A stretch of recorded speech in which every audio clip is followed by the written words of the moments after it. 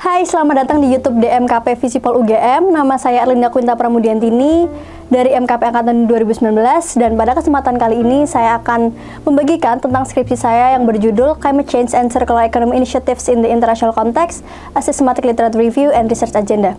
Sebelumnya, penelitian ini dibimbing dan diberi arahan oleh Mbak Indri Dwi Aprilianti. Penelitian ini dilatar belakangi oleh adanya fenomena perubahan iklim yang telah menjadi perbincangan yang hangat atau bahkan panas di kalangan akademisi maupun praktisi di berbagai bidang. Tekanan yang disebabkan oleh kerusakan lingkungan ini salah satunya kemudian mendorong entitas bisnis untuk mempertimbangkan model atau skema baru untuk melindungi kelestarian lingkungan. Grundle dan Dahlstrom pada tahun 2016 mengatakan bahwa kekhawatiran mengenai perubahan iklim telah mendefinisikan pergeseran paradigma menuju ekonomi sirkular. Nah, kenapa topik ini menarik untuk diteliti? Ekonomi sirkular sendiri menurut Lewandowski pada tahun 2016 adalah salah satu gerakan yang paling signifikan dan terkini menuju keberlanjutan. Selaras dengan hal tersebut, pada tahun 2021, Hazen mengatakan bahwa ekonomi sirkular adalah salah satu pendekatan yang paling menjanjikan dalam mengatur kegiatan ekonomi berkelanjutan di masa depan. Di samping itu, ekonomi sirkular mendapatkan perhatian yang terus meningkat dan menjadi pertimbangan yang penting dalam program-program yang dibuat oleh para pembuat kebijakan. Terlebih lagi, dengan pertumbuhan jumlah penelitian yang tajam selama satu dekade terakhir, ekonomi sirkular telah menjadi bidang penelitian akademis yang penting. Peningkatan yang tajam pada topik ini ditunjukkan oleh jumlah publikasi dari tahun ke tahun, seperti yang diilustrasikan pada gambar.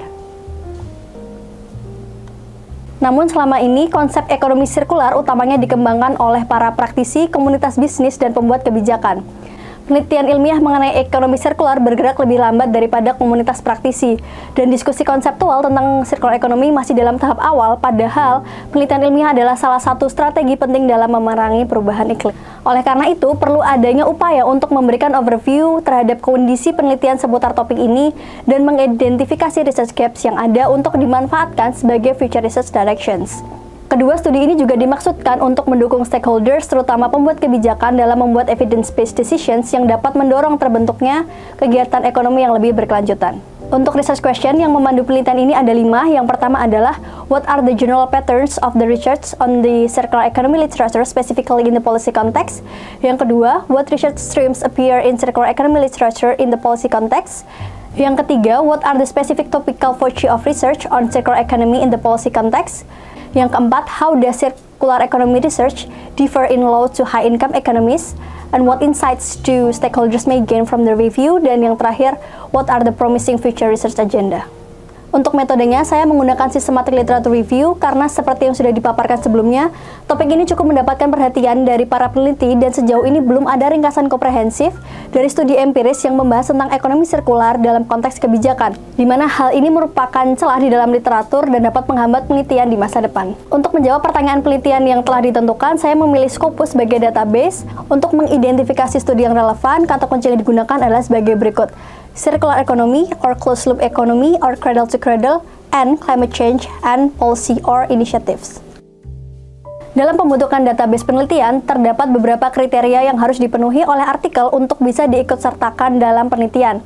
Untuk pencarian awal, artikel harus memiliki kata kunci yang telah ditentukan sebelumnya pada judul, abstrak, dan kata kunci penulis. Untuk penyaringan kedua, saya melakukan skimming abstrak dari artikel yang telah dikumpulkan sebelumnya untuk menguji kelayakannya. Berikut merupakan alur yang memvisualisasikan the article selection process. Dan berikut adalah jurnal-jurnal yang diikutsertakan dalam database penelitian. Kemudian kita masuk ke dalam findings and discussion. Pertama, ditemukan bahwa circular economy adalah sebuah konsep multidimensional di mana topik ini diteliti di berbagai konteks, budaya, disiplin, dan tema. Artikel-artikel yang ada di dalam database penelitian ini tersebar sebanyak 25,4% di environmental science, 17,7% di social sciences, 15,8% di energy, 13,5% di business management and accounting, dan 12,3% di engineering. Ditemukan juga bahwa penelitian-penelitian ini dapat dikategorikan ke dalam beberapa bidang studi sekaligus. Hal ini selaras dengan pernyataan Korhonen pada tahun 2016 yang mengatakan bahwa circular economy is a collection of vague and separate ideas from various fields and semi-scientific concepts. Penemuan yang kedua adalah mengenai circular economy research streams, di mana hal ini dilakukan melalui content analysis dari artikel-artikel yang ada di dalam database. Penelitian ini menemukan ada 4 research streams yang ada di dalam literatur ekonomi sirkular. Yang pertama adalah Strategy and Policy Initiatives, kemudian Energy and Research Efficiency, yang ketiga adalah urban environmentalism, dan yang terakhir adalah sustainable innovation. Untuk mengidentifikasi the thematic focus dalam literatur circular economy, saya melakukan co-occurrence analysis of keywords, dan karena luasnya pembahasan, semua artikel dalam database disertakan dalam analisis. Berikut merupakan network visualization of co-occurrence analysis of keywords, di mana kita bisa melihat kata kunci yang muncul di dalam literatur circular economy dapat dikategorikan ke dalam 6 klaster. Nah, berikut adalah overlay visualization of co-occurrence analysis of keywords, di mana figur ini menjelaskan tentang perkembangan kata kunci yang muncul dari tahun ke tahun. Untuk penemuan yang keempat adalah mengenai diversity of context, circular economy in high to low income economies.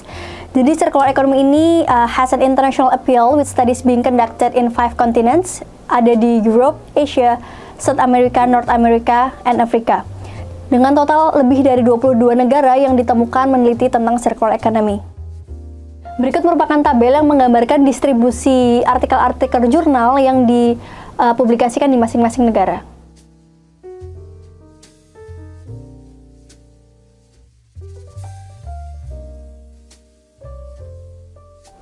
Untuk di high income economies, ini dipimpin oleh Finland yang banyak membahas tentang opportunities and challenges di berbagai situasi. Contohnya seperti di biogas production, construction materials, mining industry, textile production and consumption, dan yang terakhir adalah forestry.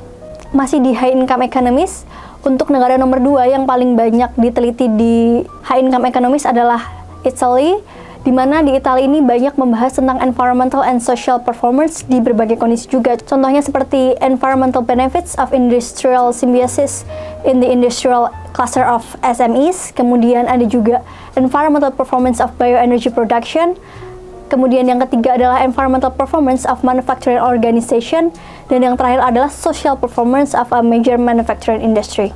Untuk di upper middle income economies, ini dipimpin oleh China, di mana ditemukan bahwa China ini memiliki a long history of research-oriented policies. Untuk di lower middle income economies dipimpin oleh India karena the unique socio-spatial conditions of the nations, particularly in the waste management sector. Selanjutnya, penelitian ini juga menemukan perbedaan dari the focus of research in high to low income economies. Untuk di upper middle income economies lebih banyak membahas tentang the development of existing circular economy initiatives, including strategies evaluation, challenges and shortcoming identification, as well as strategic implication analysis. Sementara di lower middle income economies ini umumnya mendiskusikan tentang strategi for minimizing adverse environmental effects, khususnya di dalam transisi menuju ekonomi sirkular. Penelitian ini menemukan bahwa dibandingkan dengan high income economies, research on upper middle income and lower middle income economies is outnumbered. Dan bahkan tidak ada penelitian sama sekali yang ditemukan di low income economies dari 86 sampel studies. Tapi bukan berarti bahwa belum ada penelitian sama sekali yang dilakukan di negara-negara tersebut, karena bisa saja negara-negara ini menggunakan istilah-istilah lain yang masih berada di bawah konsep ekonomi sirkular. And for the research implication for policymakers, penelitian ini menekankan tentang pentingnya integrated sectoral collaboration yang dilakukan melalui analisis stakeholders menggunakan quadruple helix approach. Dan yang terakhir, penelitian ini juga memberikan future research direction dengan suggesting a total of 30 research question yang didapatkan melalui content analysis. Sekian yang dapat saya sampaikan, kurang lebihnya saya mohon maaf. Dan terima kasih telah menonton video ini, semoga bermanfaat. Dadah!